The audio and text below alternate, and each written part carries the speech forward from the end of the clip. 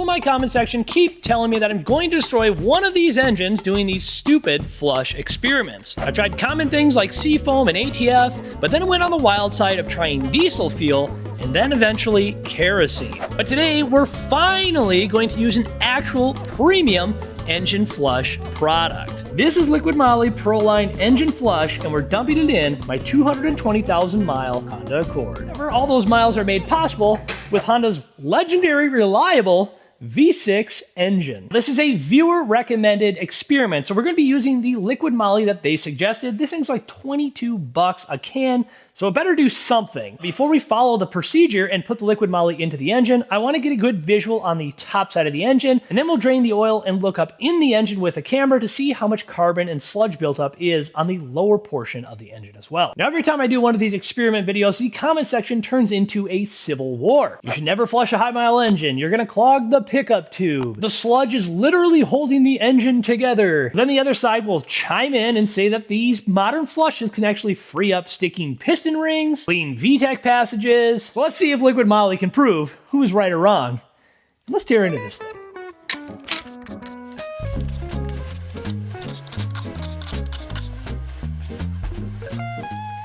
So now that we got the plenum off and the valve covers, you can kind of see at the rocker assemblies and how dark and dirty and carbon deposit built up it actually is. And now the front cylinder head is actually much, much dirtier than the rear.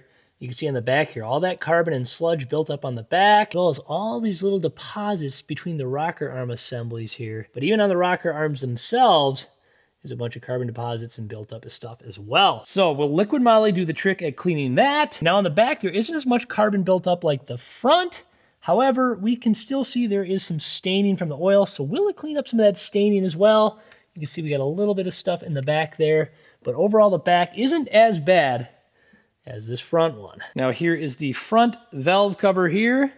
Doesn't look terrible. And then this is the rear valve cover, which also doesn't look that bad of shape. And since we're this far in, we're going to perform an engine compression test on each and every cylinder, so all 6 cylinders, just to see what they are before and then after the Liqui Moly test. All right, so we're in the first front cylinder here, and according to Google, it's 1, 2, 3 in the back, and then 4, 5, 6. So this should be number 4. Starting with number 4, hopefully that's correct. And we'll throw my little portable jump pack on here to make sure we have plenty of juice when we're cranking. And this thing is sweet. It's a portable Life Moser 3000 amp jumper pack. I'll leave a link in the description if anybody's interested in one of these, but these things are sweet. All right, compression number 1. We're at 165. Cylinder number 5 now. 165, 170. Cylinder number 6. 165 here. Cylinder number 1 in the back. We're just shy of 165 here. Cylinder number 2. 165 here.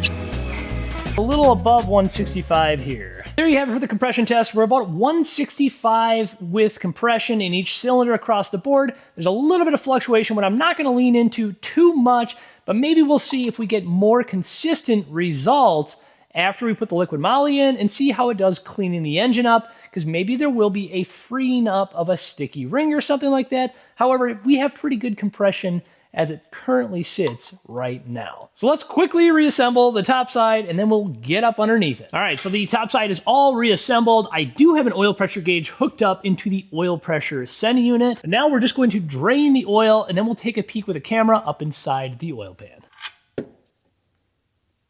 All right, so currently we are up in the oil pan. You can see there's a bunch of sludge and stuff on this little windage tray right here. Right here is the side of the oil pan too. It's pretty burnt up and dark looking there. This appears to be your pickup tube. Let's pull this back here. Yeah, that's the pickup tube. It doesn't look terrible in here. You can see here's the side of the windage tray right here too. A bunch of carbon built up there and on the side of the oil pan. And then up here is actually where the crankshaft lives. And I can't really get a good visual of that. But overall, we'll see if it cleans up any of this carbon buildup that's in the oil pan here. And here's a good visual of where the pickup tube goes into the oil pump. Right here, this looks to be your dipstick. So let's just take a peek at all of that. Will it clean up any of this stuff right down here as well? Now we're gonna follow the procedure that Liqui Moly recommends. Now you're supposed to use this about 10 to 15 minutes before an oil change on a hot engine. So we're gonna reuse the engine oil, get the engine warm. We'll check the oil pressure and then we'll add the product and let it sit for the 10 to 15 minutes that it recommends. And I need a funnel. All right, I'm backed out now, about 30 PSI. We're gonna let this thing warm up to operating temp. We're probably about 50 degrees, 60 degrees off right now. So we'll double check what the oil pressure is in just a little bit, and then we'll add the product and go from there. So now the cooling fans are kicking on, so we're at operating temp here, and the oil pressure gauge is about 16 PSI. So now we're gonna put that Liqui Moly engine flush into the engine. Now, according to the back of the can, we're gonna apply this whole can of engine flush to the engine at operating temp before changing the oil. Adding the product allow the engine to idle for 10 to 15 minutes depending on the degree of contamination, then change the oil and the filter. So bottoms up. And it's like a yellow hue. Kind of smells like mineral oil, acetone, kind of stinky. Let's fire it up. We got 15 minutes on a timer. Starting now, 15 minutes. Let's fire it up. And I'm curious to see what this oil pressure does here after it cycles through the engine a little bit. If it thins it out and stops to drop the pressure, which it probably should. So we'll keep an eye on this thing. In about 5 minutes, we'll take another peek at it. Now, I did want to mention the MSDS sheet that I found online for this product. And actually, what's all in it is petroleum distillates, some highly refined mineral oil, and then 2 different mixtures of acids, which broken down as just mineral spirits and kerosene with some refined oil and then stuff to prevent it from wearing and tearing. All right, the engine's been running for about 7 minutes with the product in there, and currently we're at about 10 PSI, so we've actually dropped 6 PSI lower than what we were seeing before at engine operating temp with just normal engine oil in it. And our timer is up. We're 15 minutes in. Our oil pressure dropped to as low as about 9 PSI. All right, so now I think we're gonna reverse order this. I'm gonna get it up in the air. We'll drain the oil first. I am gonna take the filter off and we'll cut that open just to see if there's a bunch of deposits built up in that filter. And then we'll pull off this plenum, we'll check compression, pull the valve covers off, and see if this product actually does the job of cleaning this stuff in just 15 minutes. Woo! Hot, hot, hot. All right, now let's get the camera in here.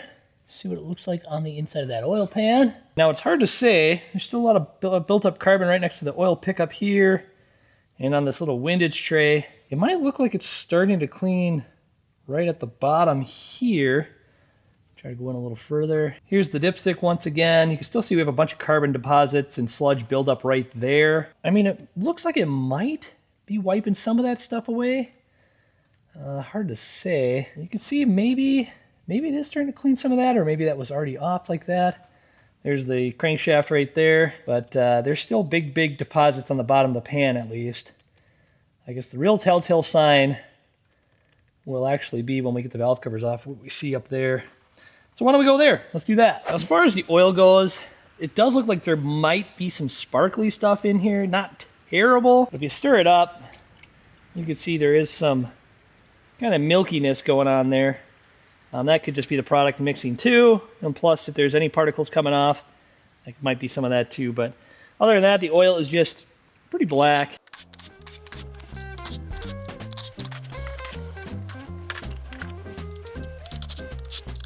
All right, so here we are, and currently I don't notice a big difference in anything, to be quite honest. We have a bunch of carbon still built up all over this thing right here, and then the back, as you can see, kind of looks similar like it was. But you can see we have a bunch of carbon deposits still all over the backside of the cylinder head right here, and all over the spark plug tubes and the rocker arm assembly. So I'm not noticing much stuff dissolving currently, but we'll do before and after too, just to compare.